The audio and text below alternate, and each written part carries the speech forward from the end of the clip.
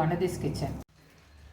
வாங்க மாதுளம்பழ ரசம் வைக்கலாம். இது ஒரு பழத்துலேருந்து எடுத்தது. இதில் ஒரு 2 துண்டு இஞ்சியை சேர்த்து அரைச்சி இதிலேருந்து சாறு எடுத்துகிட்டு வந்துடுவோம். அப்புறம் இதுக்கு தேவையான பொருட்கள் ஒரு 3 தக்காளி, ஒரே ஒரு பச்சை மிளகாய், ஒரு 1.5 ஸ்பூன் மிளகு மட்டும்தான் இதுக்கு காரம். இந்த பச்சை மிளகாய் இது மட்டும், சீரகமெல்லாம் போடக்கூடாது. கறிவேப்பிலை தாளிக்கிறதுக்கு கொத்தமல்லி, இது எல்லாத்தையும் இந்த ஜூஸோட சேர்த்து கரைச்சிட்டு மிளகு பொடியை போட்டுட்டு ரசம் வைக்க வேண்டியது தான். வாங்க பார்க்கலாம். மாதுளம்பழத்தை அரைச்சி ஜூஸ் எடுத்து வடிகட்டிட்டேன். இப்போ இதில் இந்த தக்காளி, பச்சை மிளகாய், கறிவேப்பிலை, கொத்தமல்லி, பூண்டு, பச்சை மிளகாய் எல்லாத்தையும் இடிச்சிட்டேன். மிளகு 3ஐயும் எல்லாத்தையும் சேர்த்து நல்லா கரைச்சிட்டு ரசம் வைக்கலாம். நெய் விடுவேன்.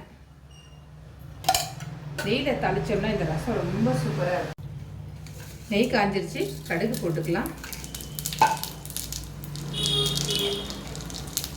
ஒரே ஒரு 5-6 வெந்தயம் போடுங்க.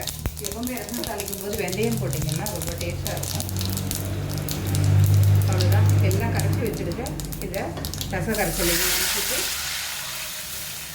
கொஞ்சம் போல் மஞ்சள் பொடி போட்டுட்டு தேவையான ரசத்துக்கு தேவையான உப்பு போட்டுடலாம். ரசம் கொதிச்சிச்சு, இறக்கிட்டு கொஞ்சம் ஆறின உடனே உங்களுக்கு கொஞ்சம் புளிப்பு தேவைப்பட்டதுன்னா கொஞ்சம் போல் லெமன், ஒரு 1/2 லெமன் பிடிச்சிக்கோங்க. சூப்பராக இருக்கும். ட்ரை பண்ணி பார்த்துட்டு பிடிச்சதுன்னா லைக் பண்ணுங்கள், ஷேர் பண்ணுங்கள், சப்ஸ்கிரைப் பண்ணுங்கள். உங்கள் வேல்யூபிள் கமெண்ட்ஸை கொடுங்க. நன்றி, வணக்கம்.